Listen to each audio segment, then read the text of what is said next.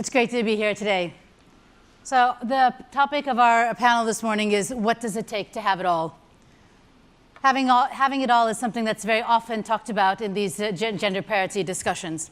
But before I get into what we mean in this panel by this question, I'd like to provoke the panel and the audience with a couple of ancillary questions. And one of them is, does anyone have it all? And the second one is, what exactly do we mean by having it all?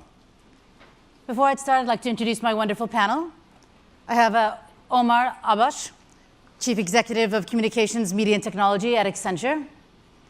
Alex Baldanok, Group Executive of Transformation and People at Telstra. Susan Major, the founder and CEO of Major Executive Search. And Radhika Gupta, who's Head of Data Acquisition at GSMA Intelligence. Welcome.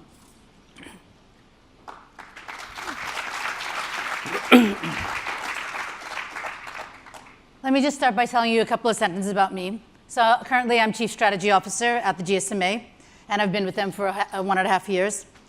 I've been lucky enough in my career to have lived and worked in India, the US, Norway, and now London. I'm also lucky enough that I was able to drag these guys with me everywhere I went. In fact, one of them is actually in the audience today. Hey, Mira. So living in these different countries for work and with my family, I really experienced firsthand how the differences in societal norms and company policies affected one's ability to even attempt a work-life process or balance. So this is what we mean by the question, what does it take to have it all? There are many factors. So what are the factors in your own personal ambitions, the factors that you get from society, societal support, the policies in your companies that help you to enable having it all? So these are the things we want to talk about today.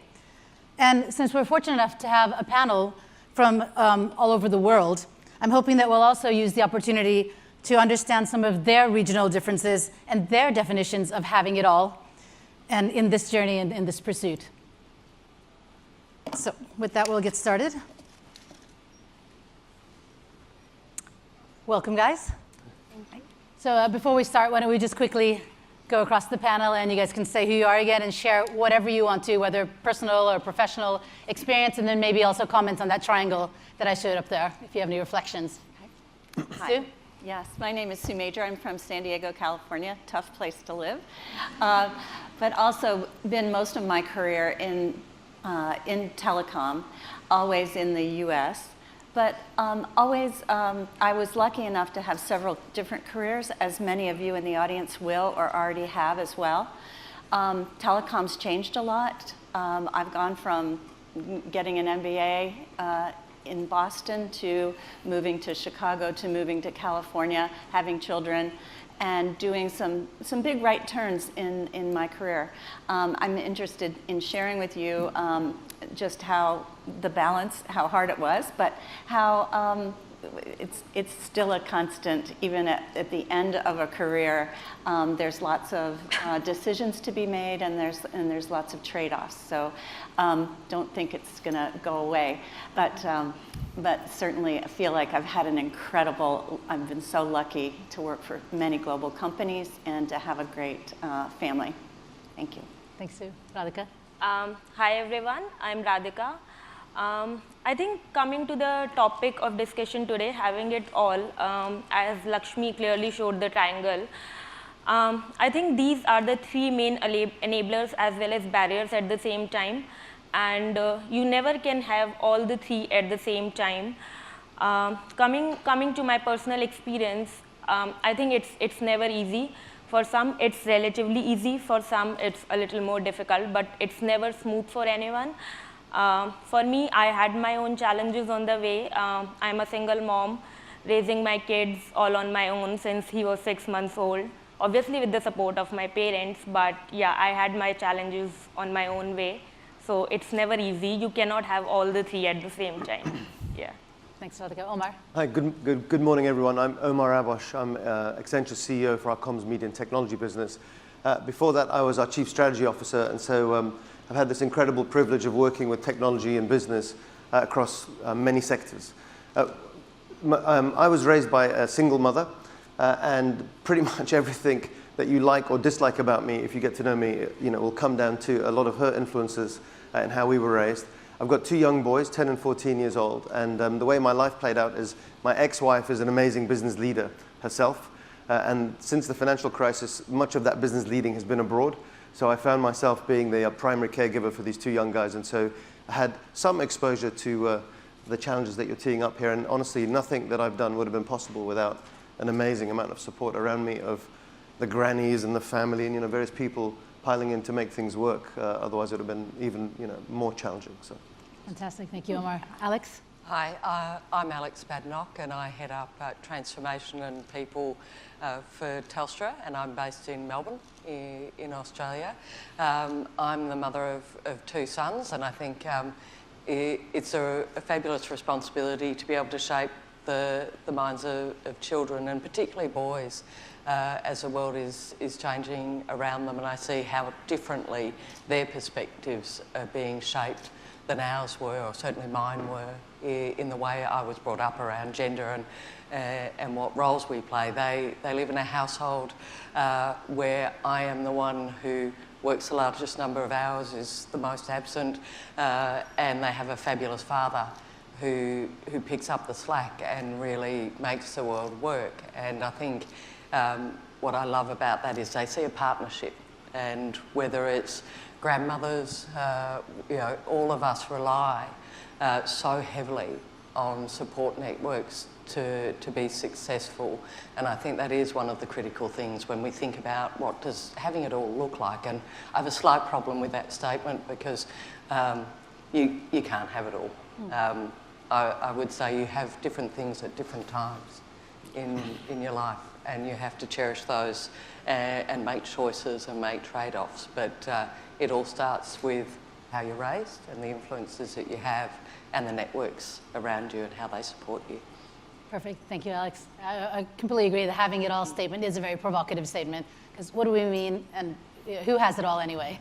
So let me start with a quote on that, actually. So Susan, you're from the US. In 2012, Anna Marie Slaughter wrote a piece called Why Women Still Can't Have It All.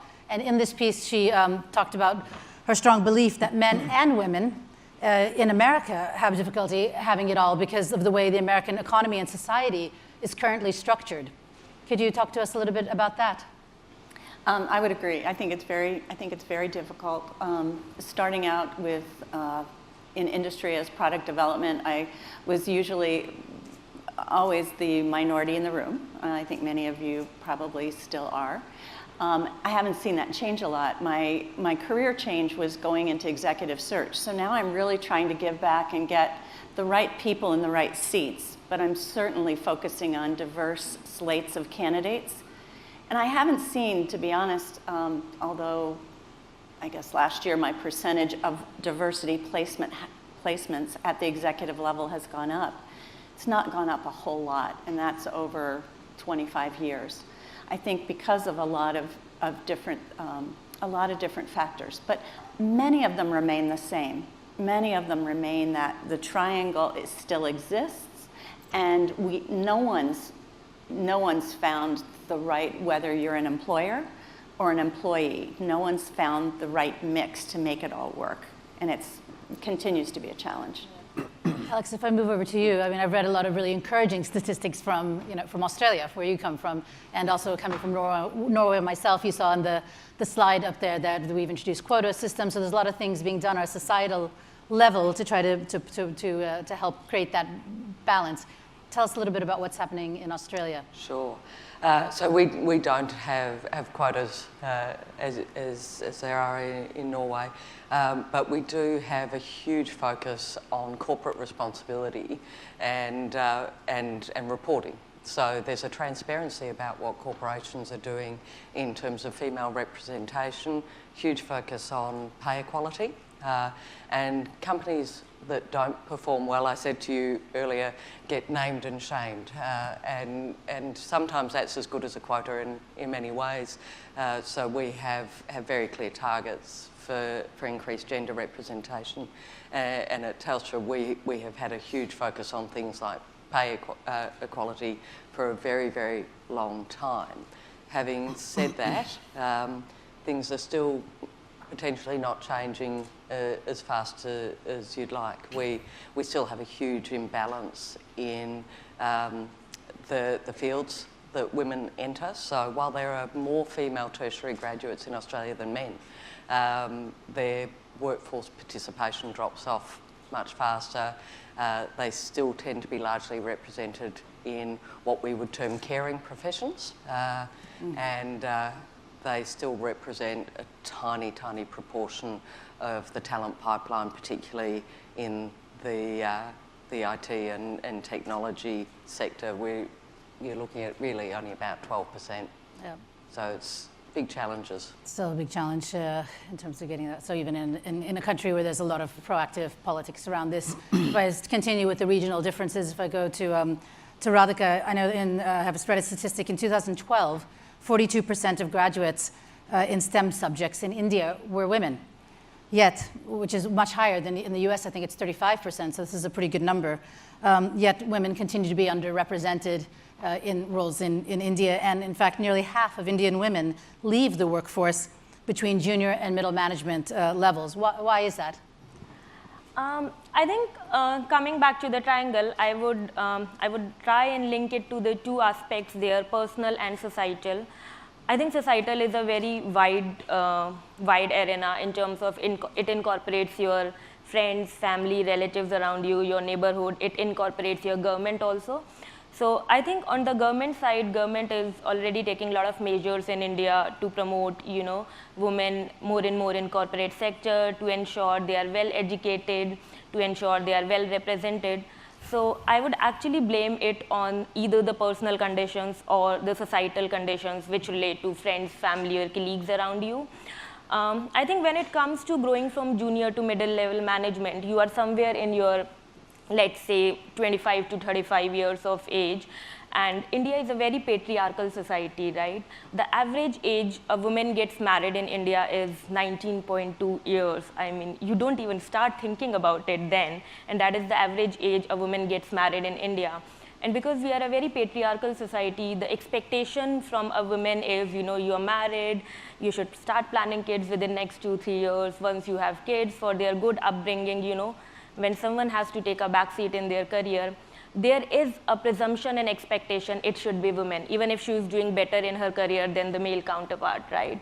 So I think I would blame it all on society. So unless and until something changes there, even though government keeps on putting policies in place, corporates keeps on implementing them, I really don't see a drastic change in this number. Right. Yeah.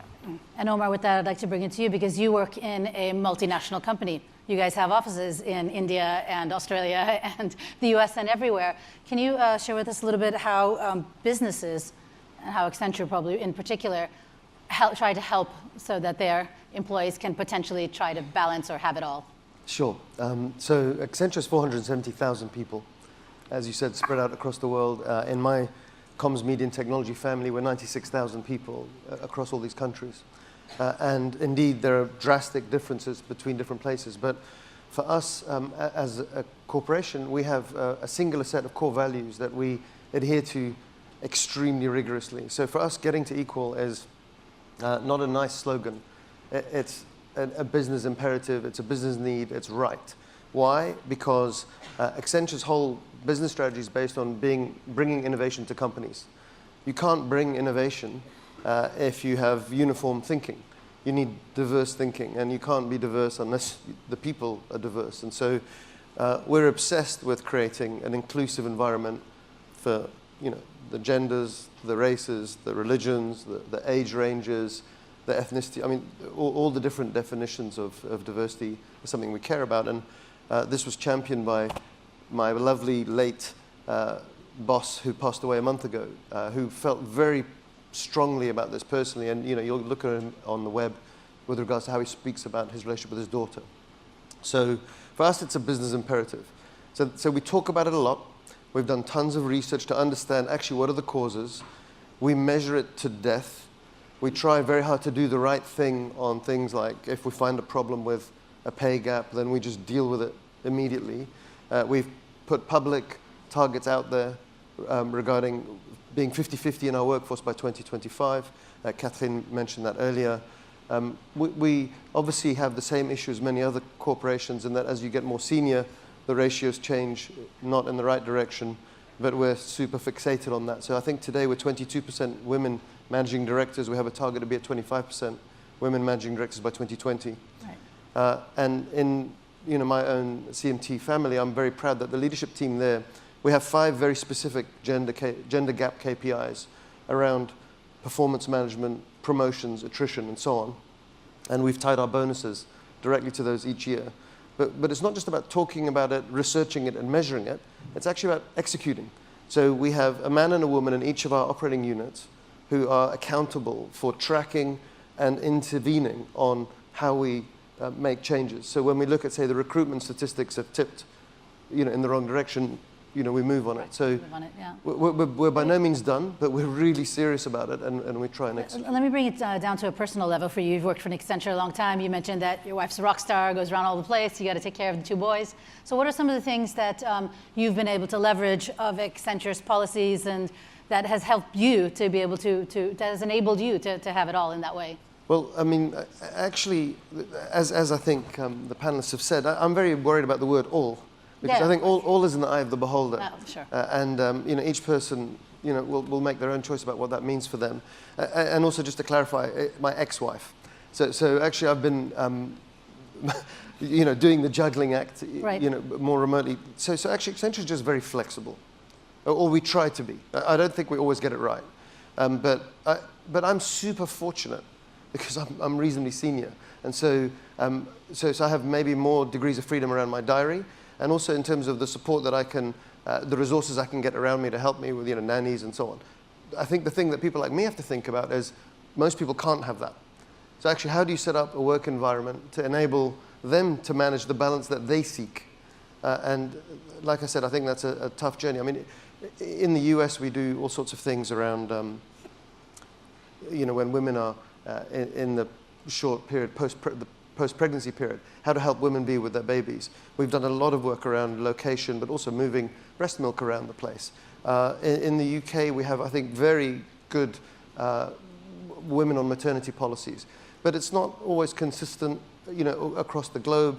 Local employment practices vary, and so we have to keep evolving that. But I think flexibility is probably the key, and figuring out how to deliver more flexibility to people more junior down the organization is a critical thing.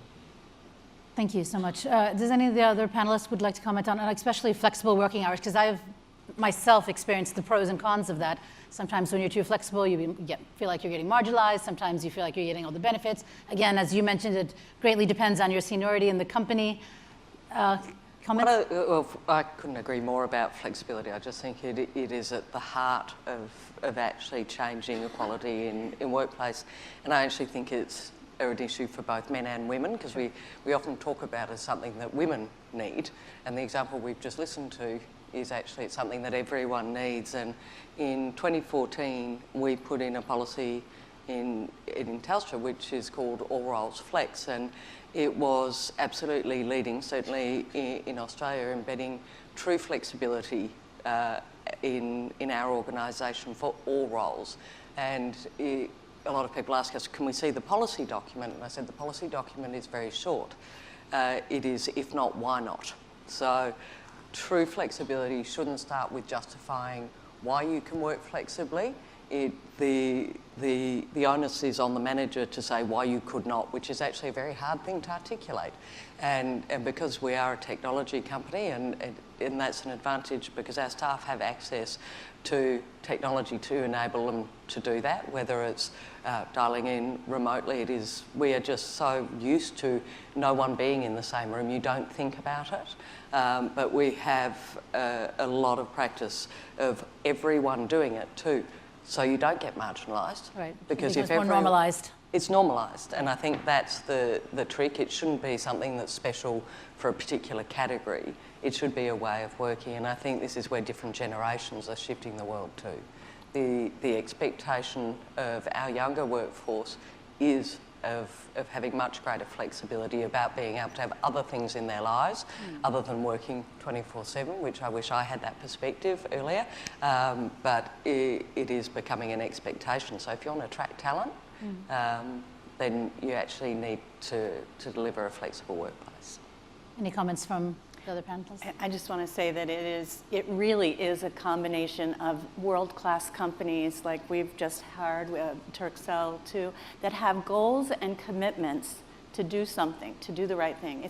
You're also, each one of us in the room professionally has to want to continue working as well. So there's a commitment on the individual's part, but until we have world-class companies and up-and-coming startups that just want to set the bar a different way and are willing to take a risk, almost like in the 20 years ago on product quality. I mean, it wasn't until there was a commitment by the company to win quality awards and things like that. I mean, it's normal, but we've all got to really start thinking a different way so that you do feel that taking what you think are liberties with the company, whether it's flex time, whether it's maternity leave, everything makes you feel sort of guilty. My counterparts aren't doing that. Until it's normal, until it's okay, then I think we're still going to be playing catch up.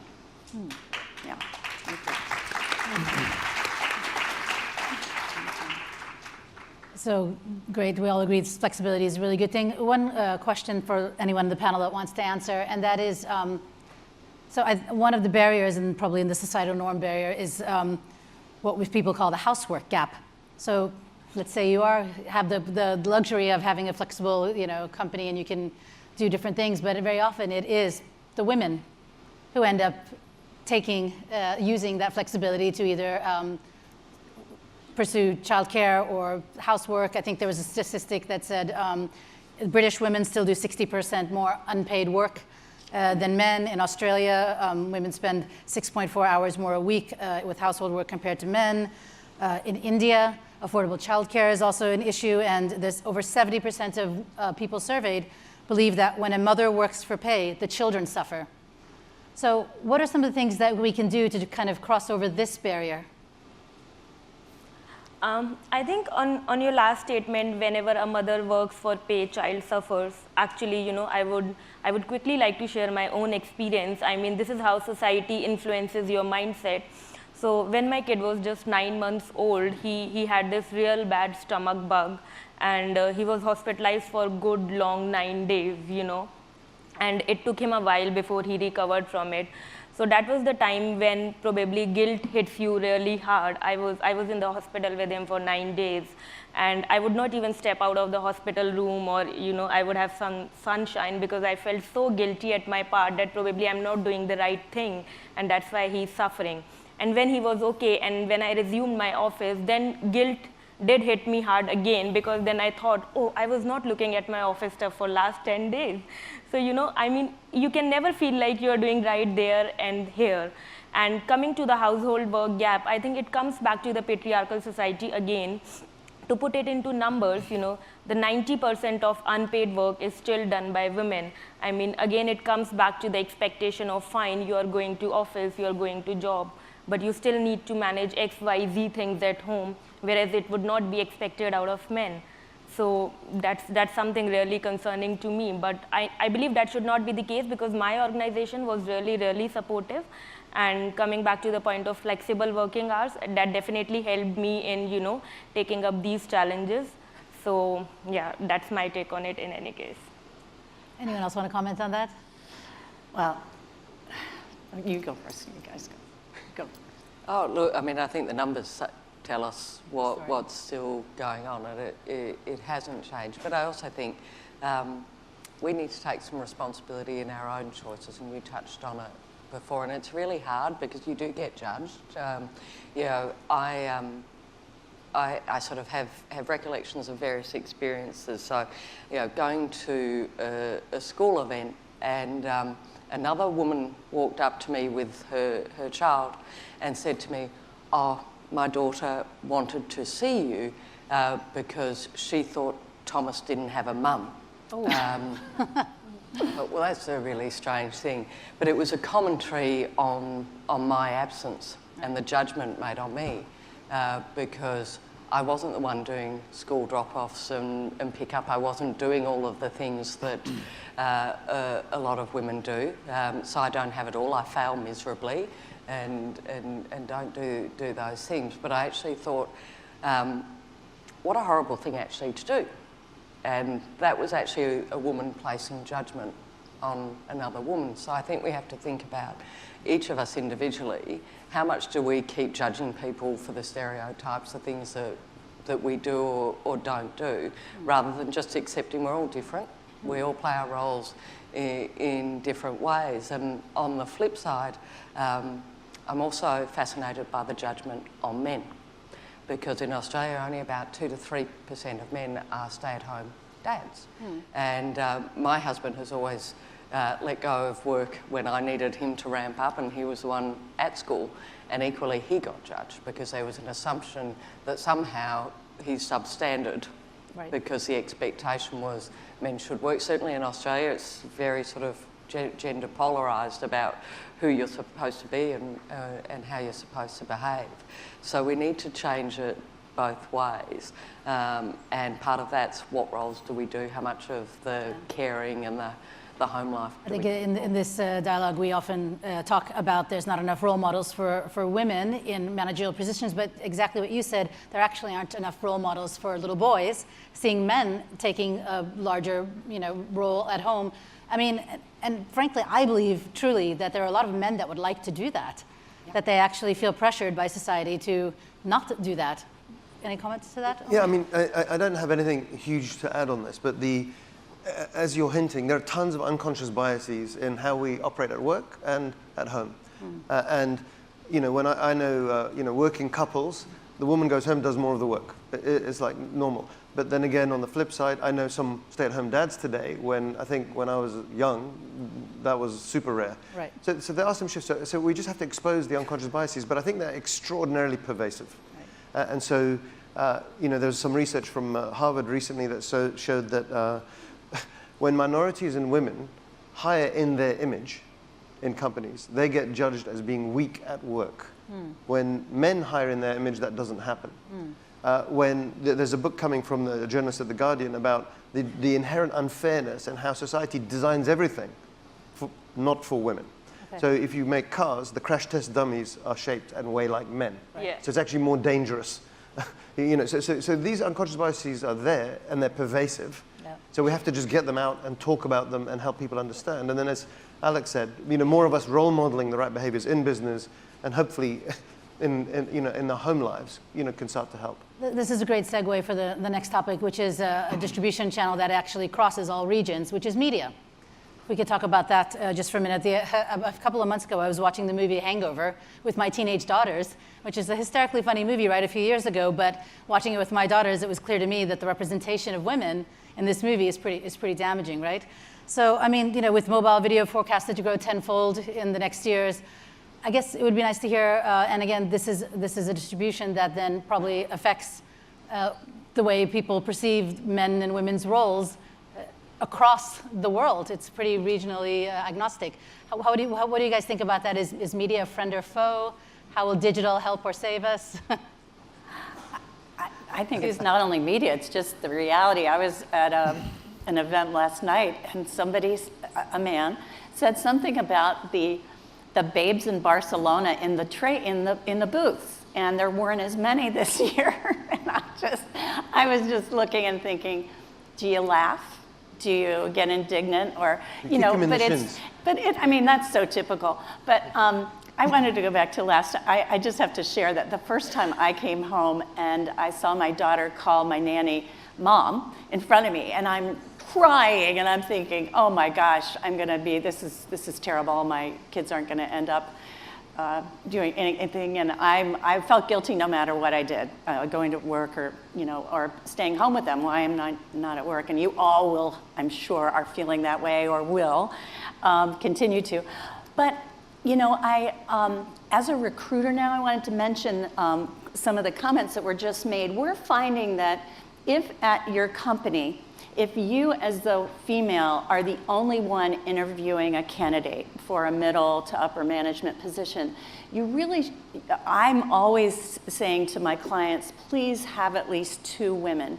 Because of that, because they, sometimes you feel like, oh, if we have 3 candidates or 4 candidates, 2 are women, 2 are men. I can only pick one woman and one man. You know, you have to have this equality. So, so just a takeaway is that we're finding that if you have at least 2 women on the panel of interviewing, you at least will have a very good discussion and maybe be a little more fair. And I do also want to say that I think the inflection point in all of your lives, there are so many different times when you're making decisions, and it's you that's in control. But I just keep thinking of that Indiana Jones movie that said, pick wisely, because pick your partner wisely, pick your boss, pick these fabulous companies that might support you, because you really do, you know, you can make mistakes and go on, and many of you are going to have careers every 7 years, and you're going to work a long time. But those who don't, you know, make mistakes, but it really comes down to you picking wisely. So. Thank you, Susan. I think we're almost out of time. I think that was a great conclusion from you to pick wisely. Can I ask each of our panelists also to give us some last words? And if anyone wants to answer the digital question, you still can in terms of the pervasiveness of media. Yeah, I think when we talk about media, it's not just video, but every form of media. And I think it can be really influential in bringing that change. And I'll tell you why. Like today, I see my son learning most of the things from YouTube rather than what he learns in his classroom, right? He know all the fruit names, colors names, everything, just learning from YouTube before he even went to the play school. So if you have the right videos on the platform, which probably talks about gender equality or how do you treat women right in the workplace, if you gender sensitize them at their foundation years itself, you know. So I think media can be really influential. And I think coming to the second point, when I say media, it's not just video, it's every form of media. So you have to start using the right words when you're talking about, let's say, writing articles, paper. Why do you always have to say chairman, right? You can say chairperson, right? Why do you always have to say mankind? You can say humankind. I mean, the words we actually use on a day-to-day basis are so gender biased in itself, so we have to bring the change from there itself. And I would probably conclude it by saying that education starts at home. So in the foundation years of your kids itself, you know, start bringing the change. Perfect. Thank you, Radhika. Omar? Just on the digital point, just very briefly. So I think our technology reflects us, good and bad. And as everyone knows, I mean, if you're screening CVs with AI and the training data is male, then you're going to spit out males. If your computer vision is trained on male faces, it won't recognize women. So it's up to us to make sure the technology is used for us. And therefore, you only do that through building diverse teams and building technology. We use VR training, VR-based training, to help people role model scenarios of performance management and scheduling jobs. Those are the 2 areas where clumsiness can cause all sorts of problems. And actually, you can help people figure out, oh no, don't say it like that, say it differently, and people find that very useful. So I'll leave you one hopeful thought. Is my 14-year-old at school, it's an all-boys school, which worries me, but anyway, is constantly reminding me and the rest of us in the family about what is appropriate. So that generation of person are much more tuned in to LGBTQ topics, diversity topics, I think, than we were ever raised to be. So that gives some hope. Future's bright. Great conclusion. Alex, last words from you, and then we'll have to end our panel. So I'll probably loop back to having it all. I mean, my learning and my reflection is the first thing you have to do is define what that means for you. And get really clear on it. Man or woman, you have to think about what's going to define success for you, and then you do need to make choices and trade-offs in your life and make sure you set yourself up with the support networks, the sponsors. I mean, I think about my career and my life, and there were no female role models actually for a big chunk of my working life around me, but I had amazing male role models who actually sponsored me, supported me, helped me make those choices. So define what having it all is for you, set yourself up for success, but also take ownership and accountability for that. You know, there's always going to be the societal conditions, which I think have a very long way to go before they stop creating barriers for people. But if you take personal ownership and you have drive, you can push through a lot of those barriers. Thank you. So pick wisely, future's bright, starts at home, define what it means for you. Great panel. Thank you so much, everyone.